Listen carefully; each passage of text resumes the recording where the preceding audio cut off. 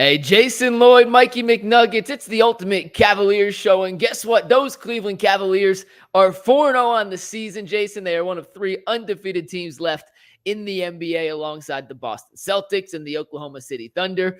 We had high expectations of what we thought this team could be, but I'm not quite sure either of us or, frankly, anybody thought they'd be clicking this well this quickly into the season.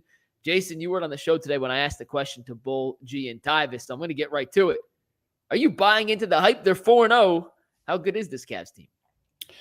I'm buying into the hype only because we know they're a good team. This isn't – first of all, it's 4 games. Like, you know, when we get to March, no one's going to care about October. We're not going to be talking about October in March and April. But you can only go by what you know, right? You can only go by with where you're at. And we knew this was going to be a good team. We talked about it on the show, I think last week. I said there's only 2 teams that I would definitively put above them as better, and I still think that's the case. The Bucks and the Celtics, I think, are better than they are. And you can make a case past that for that they're better than any other team. And you can also argue that there's probably 2 or 3 teams that are better than them. So we just have to let this play out. But obviously, it's been a terrific start. We talked about can they increase offense without losing too much defense? So far, the answer is yes, they have. Their defensive rating is still excellent. And I think the big reason for that is the fact that, like, when you have really good defensive players, it doesn't matter the system. Evan Mobley and Jarrett Allen are really, really good defensive players. They know how to defend, and they're big, so they're going to protect the basket. Now, you're going to get hot shooting nights where teams make a ton of threes. There's nothing you can do about it. But when you have bigs who can defend well, you know, that's why we said hopefully they don't there will be some regression. Hopefully it's not too much. The offense has been fantastic. I don't know what they've done to Evan Mobley, but this is how they've wanted him to play for years, and it never clicked.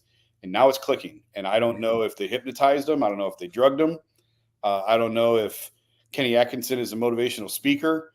You know, I don't know what they've done so far to unlock this sort of level or version of him, but this is what they've wanted for years. And now I think JB Bickerstaff's in Detroit going, oh, yeah, sure, now you do it. I saw some stat. Well, let me go back and then we'll get to Mobley real quick. But Bull on today's show was essentially like, it's the regular season, who cares? Yeah. And he said, I want to buy into the regular season. I can't force myself. And my answer to that was, sure, all the playoff concerns, all the questions, all the answers that we don't have yet, we can't manufacture until the playoffs. Right. So if you want to just poo-poo their early season success because none of it matters till the playoffs, then that's your personal choice. We can't do anything about it until the playoffs roll around. Right. And I think there are a lot of things we've seen through the first 4 games. And granted, it's 4 games. 3 have been against bad teams. They played one real team, and they beat the Knicks last night. And I thought that was their most impressive win of the season for a number of different reasons we'll cover in a sec. They're doing some really good things and executing at a high level that you don't often see this early in a season, especially from a new coach who's implementing a brand new offensive system that cannot be further from what they have been used to doing over the last couple of seasons. We're going to break down a few plays from the Knicks game in a little bit. But I am buying into the hype that we said if this and this can happen, the Cavs could be really good. Well, those 2 things in particular were, can Evan kind of unlock that next step of his offensive game, which so far he has, and can Darius refine the rhythm, the poise, the finishing, the shooting, the playmaking that led him to be an all-star and led him to have maybe the best season of his career in his first season with Donovan. And I know he struggled in the first 2 games, but the last 2 games he has come on quite strong. And if those 2 questions are answered, then yeah, I am buying into the hype because we know what the rest of the guys are and we know what this team can do as a collective unit. Jason, 4-0 is not a fluke. I understand the schedule is what it is. They got the Lakers tomorrow. They got a much tougher stretch coming up in the next 6 games, but 4-0 is 4-0 for a reason. And in the regular season, it's a make or miss league. You can miss shots on any given night. The Cavs have been terrific from beyond the arc so far. And yeah, I do think this team isn't just good. It's fun and it's sustainable. And that's why I am buying into the hype and sipping a little more of the wine. We call it's not Kool-Aid if it's technically wine. Their colors are wine. So colors are wine. It's wine. I'm sipping the Cavs wine early because I think the things that have led them to be successful in these first 4 games are sustainable, not just in the regular season, but in the postseason as well. I can't argue that. The Athletic put out its power rankings today, NBA power rankings. Cavs were 5th. I just trying to pull it up. I think Boston's 1. Yeah, Boston's 1. OKC 2. Dallas 3. Minnesota 4. and Cavs 5. And then below them, Phoenix 6, Lakers 7, Magic 8, Clippers 9. Can't really argue that. And Warriors 10. So clearly, I don't even know where we have the Bucks. Clearly, the rest of the basketball staff does not agree with my assessment of the Milwaukee Bucks. They're only 1-3. But I still think, that's a team that doesn't care about the regular season. Yeah. A couple numbers from the Cavs so far that lend me to believe that, A, whatever Atkinson is preaching is working, and B, it's sustainable. Let's start with Mobley, Jason. Through 4 games, Evan Mobley is averaging 9 drives per game. Can you guess what his average drive per game was last season? Probably around 2. Exactly 2. It's 2.2. It is 450% increase from last season. The aggression is noticeable. He feels more comfortable with the ball in his hands. He's finishing in a variety of different ways around the rim, whether it be post move or whether it's a little bit of a guard package with some Euro steps and floaters. When he's driving, it opens up things for the other off-ball shooters. And we had said all offseason, he's got to shoot the 3. He's got to shoot the 3. I do think he still has to take another 3 or 2 threes if it's in the offense. I don't want him forcing 3s, but if they're open, shoot them, which he has been. Yep. I think the other way to unlock him is just say, hey, Ev, you're a playmaker. When you get it, go. Like, when you get it, go make something happen. Don't wait for it to come to you. And through the first 4 games, if that number of drives per game doesn't indicate an increased level of aggression that the Cavs hadn't been able to unlock before, I'm not quite sure what statistic you would need other than the eye test to buy into it. Evan's been awesome through the first 4 games, Jason. Yeah, I wonder if that's a sustainable number. That's a lot. Yeah, I don't think it's sustainable at 9, but I think 5-6 is certainly sustainable. Agree. I was thinking like even 7, but 5-6 I think is a sweet spot of where you're not trying to force him to run everything, letting him attack when it presents itself. And again, you don't want to be beholden to the numbers. Every game is different. There might be one game where he's got 11 or 12 and another game where he can only get 2 or 3. So be it. You're just looking for, obviously, for the average out of that. I've loved everything we've seen so far out of Evan. It's funny because last night I did the Jim Donovan thing at Channel 3, and then we all went out. A bunch of us went out afterwards. So I was watching the game from Winking Lizard, so I didn't get to like sit down and watch every play. But from watching it with the guys from Channel 3, just to see the tenacity of this team. They were down, like 7, I think, when I had 13 in the second half. Yeah, I didn't see that. They were down 7 when I saw it, when I really pulled up and started watching.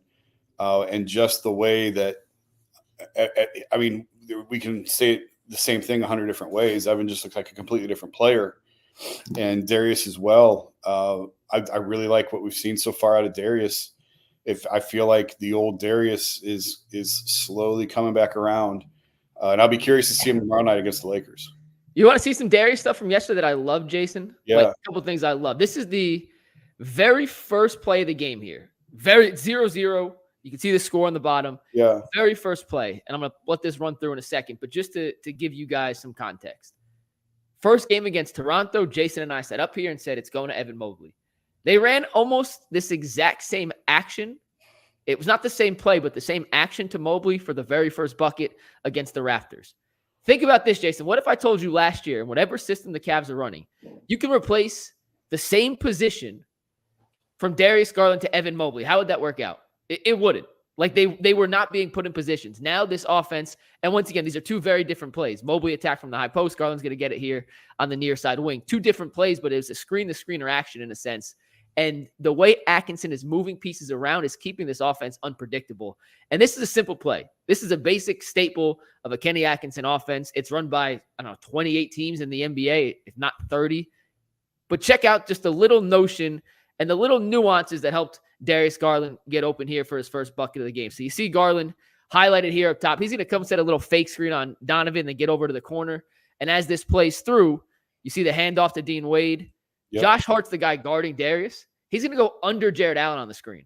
And that's a bad decision because I'll pause it right here again. Boom. Yep. He's on the bottom side. Now he has to get over Jarrett Allen and cut off Darius Garland, who's quicker than Josh Hart to begin with.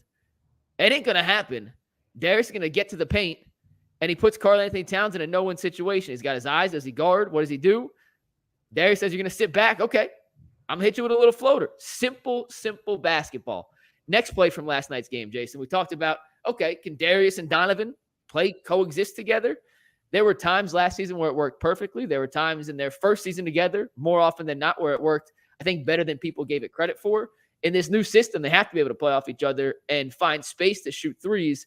And this was one example last night that I thought was pretty cool in a way that Darius moved and the way he got open that created a passing lane for Donovan that maybe we saw last year. I don't remember a ton of examples like this. You can see OG's the one guarding Darius here, and he's in pretty good help position. Jarrett Allen sets a high ball screen. OG's still guarding Darius, but his eyes are on Donovan Mitchell, which means if he makes that simple pass there, it's an easy pick and steal for OG Anunoby. So what does Darius do? Let me shift down, find a better passing lane. Donovan gets in, OG goes to help, and there's Darius. Quick catch, shoot, fire, buckets. Jason, we talked all last year like, hey, Darius has to take and make those shots. It's a simple basketball play. It sounds simple, but it's little nuances like that that allow him to get open. And one more play just to kind of highlight here from Kenny Atkinson. This is in the third quarter. Little out-of-bounds play. He's going to get a screen here from Evan Mobley. He's going to pop up, then use a screen from Jarrett Allen on the other side. But check out Josh Hart, how he switches on this play and what that does. So watch Josh Hart as Darius kind of comes off the screen. He gets caught by Mobley. He's going to stick back. Coming off the ball screen, that's Evan Mobley in the corner. That is now Josh Hart's guy. His eyes are on Darius because Darius has made 3 or 4 floaters in a row. Too easy. It's simple. It ain't that complicated, Jason. They're not reinventing the wheel here. But what they are doing is playing smart basketball in a way that's utilizing some of their players' best talents. And Darius, in particular, last night, capitalized in ways we frankly haven't seen in maybe over a season. Moving without the ball, that's one of the things we've talked about at length, that the Cavs feel confident in Darius being able to move without the ball and play off the ball. And the second clip, I think, was a prime example of that. And also just not being so reliant on pick and roll, just not running everything off pick and roll, which just drove me crazy. We've talked about it. We don't need to talk about it anymore, but it was one of the frustrating things about the offense last year was just how reliant they were on pick and roll. And they might try 1 or 2 actions, really one action. And if that doesn't work, pull it out and just run pick and roll. It just went back to that over and over and over again. So it's nice to see a little bit more creativity, a little bit more movement, get guys moving without the basketball, and create easy shots for yourself. I got some numbers on the offense so far, but I'll give you those after a quick word from FanDuel. I don't have the read in front of me, so I'm going to wing it. But if you're a sports fan, America's #1 sportsbook is unquestionably FanDuel. If you get a hunch in the middle of the game, whether you're watching the Browns, the Cavs, the World Series, the NHL, any kind of sporting event, you can live bet on FanDuel. And on FanDuel, at the same place you can bet, you can find all the latest stats, live play-by-play updates, and more. So download America's #1 sportsbook using the FanDuel.com/UCSS link. Never miss a hunch and get in on the action with FanDuel, America's #1 sportsbook and an official partner of the NFL. All right, Jason, I got some numbers on the Cavs offense. And shout out to my guy, Luca with RealCavsFans.com, who does a really good job posting some of the better written comments on his Real Cavs Fans forum. This comment comes from Bimbo Cole's Hair. So kind of crazy name, but had some really, really, really interesting numbers in it. And I double checked to make sure these were right. So these numbers are accurate. Okay. So shout out to Bimbo Cole's Hair on the Real Cavs Fans forum for digging this up. This was before last night's game, Jason. Okay. So this is through 3 games. Yep. Just a couple things I want to throw out there that kind of emphasize the difference we've seen already from Kenny Atkinson, and then we can figure out what parts of it are sustainable and not. So under JB Bickerstaff, in 329 regular season games, the Cavs scored 135 points 4 times in regulation. So 4 out of 329. The Cavs have done it twice in their first 4 games under Kenny Atkinson. 2 of their first 3. So you're seeing a little different. Couple things that are crazy. The pace is way up. They're averaging 102.17 possessions per game. Their pace rating last year, 97.62. So they've gone up from the 17th to the 9th fastest pace in the NBA. And the average speed of their offensive players up from 18th to 8th fastest. So 2 pretty big jumps. However, you would think that includes more passing. They're actually passing the ball about 30 times less per game than they did last season. They averaged 279.8 passes per game last season. They're at 266.3. Why is that? Because guys are driving more. They're being more aggressive. Evan Mobley's not immediately catching it and dumping it off, which sets up this next point. Last year, they ran a ton of sets out of the elbow, the 5th most elbow touches per game in basketball, 7th most paint touches. This year, 20th in elbow touches, 17th in paint touches, which, makes sense. He wants to shoot more threes. Yeah. Instead of running offense through the elbow, they're running a drive and kick-centric offense. This is my favorite stat. Last season, 17th in the league in drives, 48.9 per game. This season through 3 games, second, 61.7, Jason, only behind Oklahoma City. LeVert, Garland, Mitchell, and Mobley all averaging close to 9 or more. And off those drives, they're creating 10 of their 28 assists per game, which ranks out to about 3rd in the NBA in drive to assist ratio. And they're passing on their drives 49.2% of the time, 4th most in the NBA. They're getting to the paint, they're kicking, and that's leading to a bunch of open threes on the perimeter, which is why their 3-point percentage is so high. They're putting defenses in rotation and capitalizing off lazy switches and the inability to close out when you're off in bad position. So really good numbers from the Real Cavs fans for him. And I think it's pretty applicable as to why this offense is clicking so early on. And that's how a lot of teams play in today's NBA. The Cavs, we're not one of them until this year, but a lot of teams play that way. And we'll go. And listen, I'm not trying to compare this team to the championship era team, but that's exactly how the Cavs played when they had Kyrie and LeBron. You put the ball in Kyrie and LeBron's hands, spread the floor, give them driving lanes, let them get to the basket, collapse the defense, and kick to the shooters in the corner.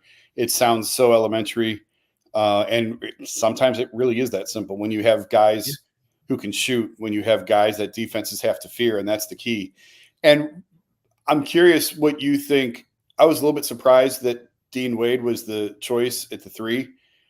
I don't think you were. I think you kind of expected it more than I did. I thought they might go back to Okoro, but that was probably just old way of thinking. Okoro's been buried, man. And if your question is why, I'll tell you exactly why. Well, I know why, but I guess the question is, are you surprised that it's working as well as it is? And I think I know the answer.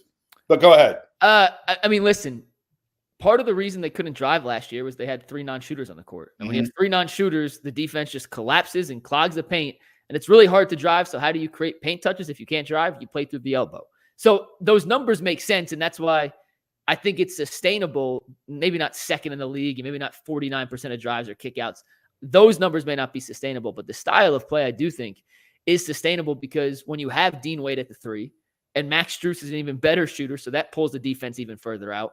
And Mobley, which is why we say he has to at least be able to shoot threes, not necessarily be a knockdown shooter. He doesn't need 10 attempts per game, but he has to be respected on the perimeter, because then you only have 1 non-shooter. And when you have 1 non-shooter, you can find ways to occupy his defenders, so there are the driving lanes for the Dariuses and the Donovans and the other players. I think what Dean brings from the 3 is size. He's a really good rebounder. Underrated part of his game, he's a very, very, very good rebounder, especially if he's your 3. Yep. He's a pretty competent rebounder as your 4, but when he's your 3 with Evan and Jarrett, you're going to be a pretty good rebounding team. And even though his shooting is streaky, because he's not a great shooter, he can make open shots, but he's not a great shooter. The threat of him and the inability just to leave him alone forces defenses to make a decision. And when you could have the defense thinking and making decisions and playing off their heels as opposed to being the aggressor, good things are going to happen for the offense. Yeah. I'm not looking too much. I don't think he's a long-term starter. I still would put Max Strus back in there when he's healthy. Oh, but for sure. I like the looks Dwyane Wade is capable of. And it's also interesting, and this is why, even though I just said Strus, Jason, gets the starting role back, you have to have the conversation, because the one thing I do like about Wade is he doesn't need the ball. Like, he's simply a guy that will be just like Allen. If he gets the ball in an open position, he'll shoot. If Mobley's going to be as aggressive as he has been, I don't know how much offense you could run for Strus with Darius Mitchell and Mobley taking the ball or taking as much of a percentage of the shots as is available. And Wade, in that sense, may kind of be the perfect guy who plays defense, can rebound, you don't need to run any sort of offense for him. He's just kind of there, and I mean that in a good way. Yeah. Strus is a guy you can't just designate him to the corner. He's too valuable as an offensive player. Maybe as a secondary unit guy, you put him alongside Merrill and LeVert, Ty Jerome. You have some options to actually run some offense as opposed to letting LeVert just go one-on-one. So things to figure out as he gets healthy. Yeah, I still think it's Strus's role in the starting lineup, because they need some sort of size coming off the bench, and Dean, they're deficient right there right now in bench height, size, and Dean can help them in that when Max is ready. It's good problems to have, though. Yeah, and Strus also, like we've seen Merrill, who's had it. So Okoro's been buried to the end of the bench. You and I talked about it last week. I'm not surprised by it. I think some people are. I'm not surprised by it. He just can't shoot. I'm not surprised. I do think he'll play a role at some point this season. I think he's going to help this team somewhere down the line. I know it sounds like I'm talking out both sides of my mouth. I thought he was going to, but it's like he's one of those guys where I thought he would be an interim plug. And then when they're whole, he goes to the end of the bench, and they're already just going to put him at the end of the bench. I mean, Sam Merrill's playing. Those are the exact minutes that Sam's playing, or the minutes Isaac got last season. I think it goes to show the prioritization of Kenny Atkinson and the staff, which is we need spacing and shooting, and we'll sacrifice a little bit of defense. Now, you did see Isaac check in at the end of quarters when they need a defensive stop. Isaac, get off the bench, let's go. And he's still really good at that. Right. But from an offensive standpoint, I do think 4 for them on offense, but he's 6'4". That's kind of the issue. And that is the way to go, especially in today's NBA. You have to have scoring. You have to shooting. We've talked about it for years. The ability to put the ball in the basket is what's hampered this team the last couple of postseasons. I think it's clearly the right move. I do too. And he's going to get his chance. Isaac's not a bad player by any means. His skill set. By some means. Listen, has he lived up to the 5th overall pick expectations? But no, not at all. But can he be a guy who plays a role on a pretty good team? Yes. I'm just not quite sure it's this particular team. I thought it was a fine contract. He was really out of options. It's a good contract for the Cavs. Some people, I think, looked at it as an overpay. I didn't think it was an overpay. No. He will bring value at some point this season. It's a long season. Before we get to the Lakers preview, I do want to give Kenny credit for can I call him Kenny? Can we do? Yeah, we call JB. It feels weird. Yeah. What else are you going to call him? Coach Atkinson. No, it's Kenny. I do want to give him credit because JB didn't utilize his bench a lot over the last couple of seasons, especially during the early portions of the regular season. Even in last night's game, none of the starters played more than 35 minutes. And he's really buying into the fact that we have 10, 11, 12. We talked about this last week, and I was like, I think they really are going to play 11 guys, and maybe that was blind faith and trusting what Kenny had told me and what he had preached all offseason. He hasn't wavered. I understand, like last night, he played 8 guys, and 2 more guys got 5-6 minutes, so it wasn't the full arsenal. But he's not overtaxing guys early, and I just go, and we'll talk about the Lakers in a sec. LeBron played 40 minutes last night in a loss to the Suns. And to me, it just makes no sense to why that would ever, ever, ever happen. And LeBron's 40, Donovan's not, and Darius isn't, and Evan and Jarrett, those guys aren't even in their 30s yet, so they can take on more of a minutes load. But I appreciate the fact that he's trusting his bench early, trying to figure out who can I trust in certain situations and who can't I. And I don't care how much you practice. As someone who was a practice killer and then didn't do nearly as well in games that I didn't practice. The jump shot, I must have been a 93% shooter in practice, and I was a 40% shooter in the game. So, like, I understand, like, you can't fully grasp what someone can do in practice. You have to give them the live reps to see if it translates. And I appreciate the fact, at a minimum, that early on in the season, he's giving guys a chance to show what they can do. It's the right way to go. I remember a game early in the last year where JB kind of overtaxed Donovan, and it was like, well, why? It's November. Why are we wrote about it? Like, why are you playing this many minutes? And he went to him and asked him, and it was, whatever. But now is the time to figure out who you got and what you got. You got plenty of time later on down the road. I don't think it's sustainable to play 11, 12 every night, or even most nights. But if you mix it up, especially at the bottom, give guys an opportunity and see who emerges, see who steps forward again, just like with Okoro. It's a really long season. Yeah. Guys are going to go down. Guys are going to get their opportunity. And the hope is by March and April, you've got a really good idea of what these guys can do, who fits well with whom, and what combinations work. Because, in the postseason, we got into a couple situations last year where you had 5 guys on the floor who had never played together. Yeah, which is crazy to think. It's crazy. So I'm all for playing a lot of guys early, especially because, again, like part of the reason he has to play these guys because he doesn't know these guys. He's still getting to know them. He's still trying to figure out who can do what, who fits well with who. You can look at the numbers from past years, but again, this is a totally different system, and he wants to see what guys look like in spots that he's putting them and how they fit together. So play them, play as many guys as you can now. keep the minutes down. That's one thing. If you've listened to Donovan, he has subtly said multiple times about how many minutes he's played, and he never played an overwhelming number. He wasn't like Jimmy Butler out there. He was in the high 30s. I think he wants to be mid 30s. Yeah, but he likes to slide in there. He played more minutes than ever. Last couple of years. So if you can cap him, keep him happy in his sweet spot, keep him in a good space mentally with that. And you got plenty of time now to work as many different combinations as you can. Get goofy at times if you want. Throw 4 shooters out there, 3-4 shooters, go really small, see what it looks like. Mix and match, man. Just trial and error.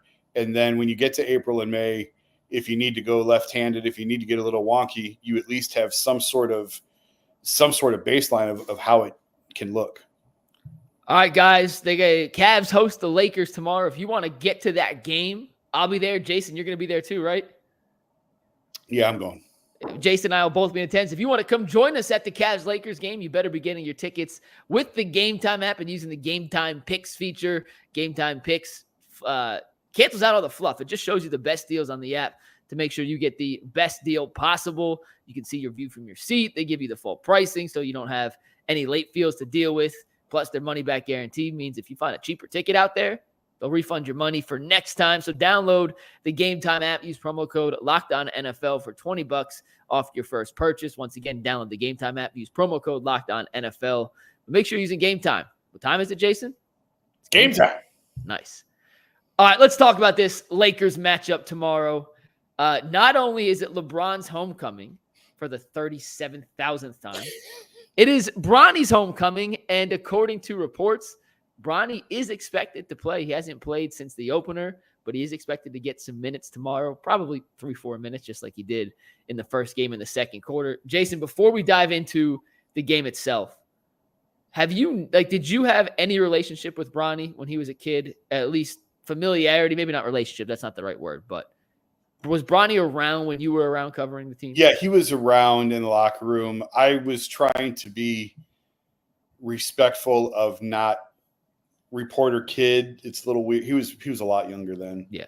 So in fact, the one time I was almost trying to ignore him just only because you just didn't want to, you just want to be creepy. Yeah. And LeBron was like, well, you can say hi. So we had a quick short conversation, but I try to leave him alone. Like, kids are off limits. Yeah. It's how I've always looked at it. Unless the parent introduces you, kids are sort of off limits with reporters. It's just how I've always looked at it. Well, is it going to be weird for you to see Bronny check into a game against the Cavs knowing you met him, I don't know, when he was 10 years old? No, only because we've watched the maturation. We sort of knew this was coming. I'm excited to see it. I mean, I'm sure he's excited to play in front of family and friends. He's still got a ton of friends here, I'm sure, he was here for quite a while. Yeah. So it'll be a nice experience for him. And then he'll probably go to the G League and never be seen from again.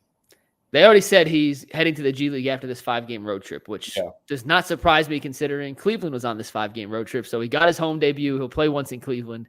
Then we probably won't hear from Bronny for quite a while in terms of an NBA player. We will hear from LeBron James, though, who had a great first game of the season.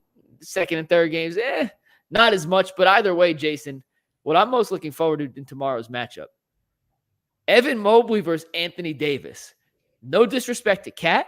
No disrespect to Scotty Barnes. I'm not sure who the hell the Wizards have, and the Pistons, those guys aren't ready.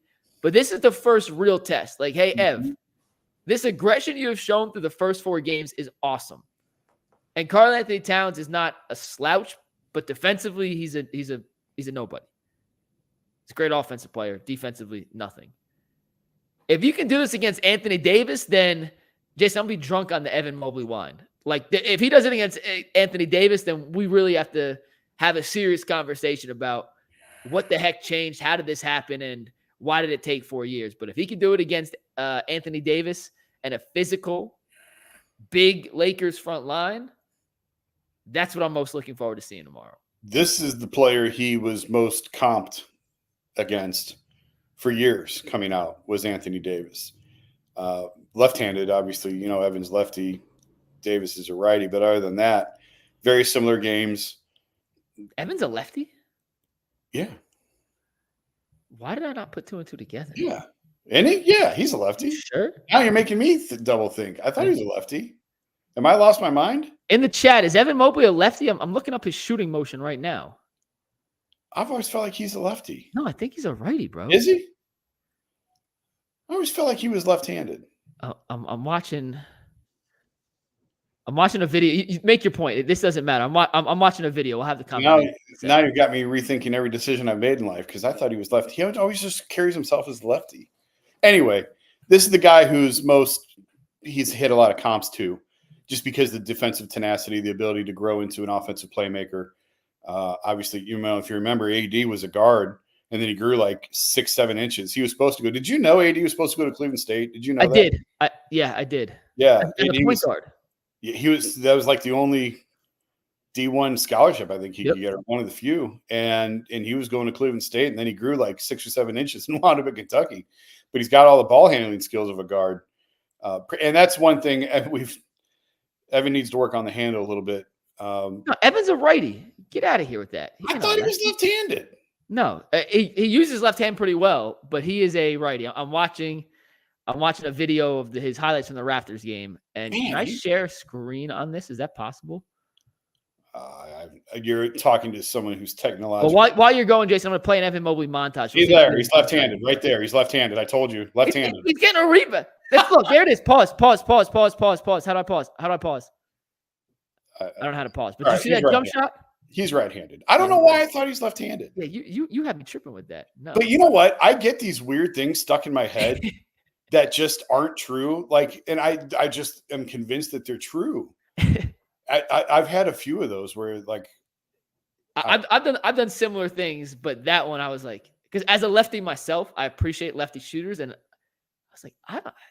Well, he's pretty smooth with his left hand. Jarrett Allen, by the way, and then you make your point again on Anthony Davis, but Jarrett Allen in warmups takes lefty jump shots. Yeah, he won't do it in games. He won't even shoot righty in games from distance. He can shoot lefty. It's actually really impressive watching him shoot. I'll try to get a pregame video of it tomorrow for you guys, but yeah, he should. He's got a little stroke for a lefty, even though he's not a lefty. I don't remember the point I was making on it. It doesn't matter. But I agree with your point that I am curious to see how if Evan goes to his left more, I think he'll have more success. Well, he does drive left quite often, but he always wants to finish over his left shoulder. No, over his right shoulder. Yeah, over his right shoulder. But besides the point, that's the matchup I'm watching tomorrow. A couple other things I want to see. How they try and cross-match. Yeah. Because if you watched last night's game, Atkinson did a ton of cross-matching to start, and he actually had Donovan on OG and Darius on Mikal Bridges and Dwyane Wade starting on Brunson. And that's to try and get some of the switches that the Knicks want to do. And I love when coaches do that. They usually kind of save that for the playoffs, but Kenny's like, screw it. Like, we'll put it on tape. We'll see if you can adjust when the adjustments need to be made.